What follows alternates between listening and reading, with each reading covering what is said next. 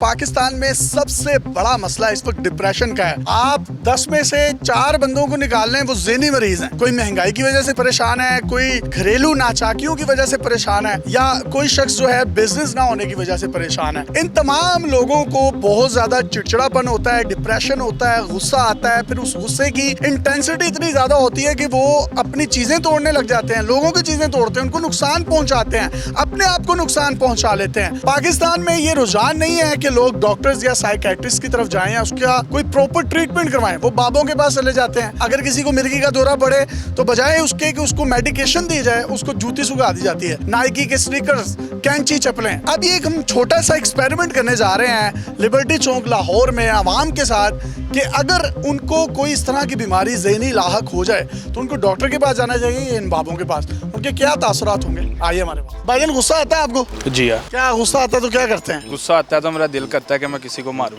बहुत ज्यादा गुस्सा है तो क्या करते हैं? बहुत ज़्यादा आता है तो मैं चीज़ें फिर फेंकता हूँ। कभी कुर्सी उठा के फेंक दी, कभी कोई ऐसी चीज़, किसी गाड़ी में पत्थर मार दिया। किसी की गाड़ी में ही मारते हैं ये? नहीं, बाज़ वक़ात अपनी गाड़ी में भी मारता हूँ। जब पेट्रोल ख़त्म हो जाता है तो मुझे गुस्सा आता है, फिर उसको टांगे मारता हूँ, पत्थर मारता हूँ। ये आपको लगता नहीं है ये कोई डिप्रेशन है, ये ज़हनी बीमारी है?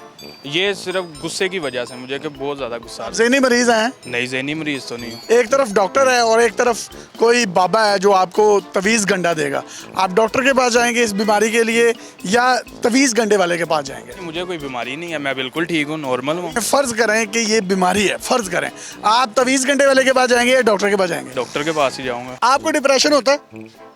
कभी कभी हो जाता है। डिप्रेशन क्या है, डिफाइन करें इसको। एक्चुअली स्टेट ऑफ माइंड है, इसको कह सकते हैं कि जब आपको फैमिली की तरफ से आउट ऑफ फैमिली कोई ऐसा इशू होते हैं तो उसकी वजह से ज़्यादा आप टेंशन ले जाते हैं। आपकी फैमिली में किसी को डिप्रेशन हो, किसी दोस्त को हो, किसी डॉक्टर के पास, साइकेट्रिस्ट के पास जाना हो तो आसानी से मिल जाता है? मेरी फैमिली में तो मेरी सिस्टर है ऐसे, लेकिन मेरे ख्याल में बाहर के लोगों को बहुत मसले होते हैं साइकेट्रिस्ट ढूंढना मुश्किल क्यों है? क्योंकि अनट्रेन लोग बहुत ज़्यादा मौजूद हैं हमारी सोसाइटी में। आपकी अपनी बहन भी है साइकेट्रिस्ट? हाँ जी, मेरी अच्छी साइकेट्रिस्ट है कह सकते हैं, लेकिन उन्होंने इस फील्ड को स्किप करके अब सीएसएस कर रही हैं, but she is a trained psychiatrist. She is a train. या तो आप चेक क्यों नहीं करवाती अपने आप को उनसे? मैं मुझे ऐसे जितना खास कोई होता नहीं है। मुझे तो लगता है आपको डिप्रेशन है। मुझे है नहीं, मुझे नहीं लग रहा। आप मुझे बताएं कि जलेबियों को इंग्लिश में क्या कहते हैं? जलेबियों को डिप्रेशन है, डिप्रेशन है। No, I'm not depressed. अब आप ये प्रूव करना चाह रहे हैं तो इट्स मीन मैं हूँ। डिप्रेशन या एंजाइटी क्या है आपकी नज़र में? इंसान कोई काम सही तरीके से नहीं कर पाता, इंसान पैनिक अटैक्स महसूस करता है। इस तरह की किसी भी इंसान को सूरत हाल का सामना करना पड़े तो डॉक्टर से रुजू करना चाहिए। सबसे पहले उसके लिए उसके जो कंसल्टेंट्स होने चाहिए, उसकी फैमिली होनी चाहिए, उसके बहन भाई, उसके माँ बाप सबसे ज़रूरी है, क्योंकि अगर आपके पास अच्छी इन्वायरमेंट नहीं होगी डॉक्टर भी आपकी हेल्प नहीं कर सकते। डॉक्टर हों तो कौन से डॉक्टर होने चाहिए, किस डॉक्टर से रुजू करना चाहिए? साइकेट्रिक डॉक्टर्स होते हैं। पता ना करे अगर कोई आपको प्रॉब्लम होती है तो आप उस डॉक्टर तक जब पहुंचेंगे तो पहुंचना आसान होता है? I think it's not easy in Pakistan. क्या वजह है उसकी?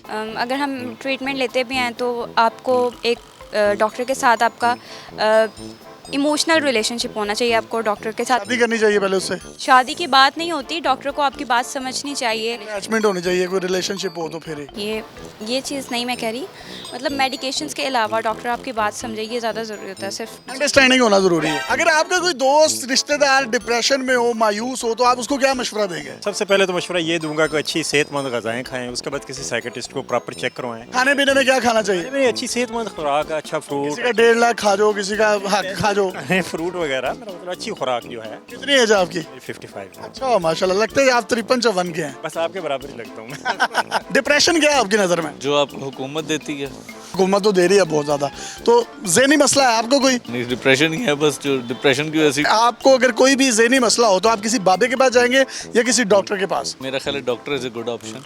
तो क्यों नहीं जा रहे?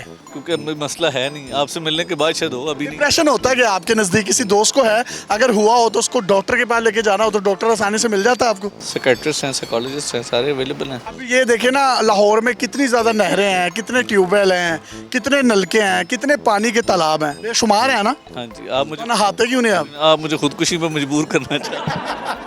आपने पाकिस्तानियों के जवाब सुने हैं, यकीन करें ये हर दूसरे बंदे का मसला है। जेनेटिक्स फार्मास्यूटिकल पाकिस्तान में जहनी अमराज में मुब्तला लोगों को, मरीजों को वाइड रेंज ऑफ मेडिसिन ना सिर्फ प्रोवाइड कर रही है, डॉक्टर्स के साथ मिलकर बड़े पैमाने पर जहनी अमराज के खिलाफ लड़ रही है। इनकी रजिस्टर्ड मेडिसिन हैं और क्वालिटी ओरिएंटेड हैं। अगर आप में से भी या आपके दोस्तों में, रिश्तेदारों में, मोहल्ले वालों में, घर वालों में किसी भी किस्म की कोई ऐसी बीमारी पाई जाती है तो आप फौरी तौर पर उसका डॉक्टर से रुजू करें और डॉक्टर की हिदायत की रोशनी में अपने मरीज को जिंदगी की तरफ वापस लेकर आएं, ना कि किसी बाबे की तरफ जाएं, तावीज गंडों वाले की तरफ जाएं, उसको जूतियां सुंघाएं। वो बेचारा पहले ही अजियत में है, आप उसको गंदी जराबों वाली गंदी बदबू सुंघा कर मजीद अजियत देते हैं, उसका डिप्रेशन भी मजीद बढ़ता है। इजाजत दीजिए, अल्लाह हाफिज।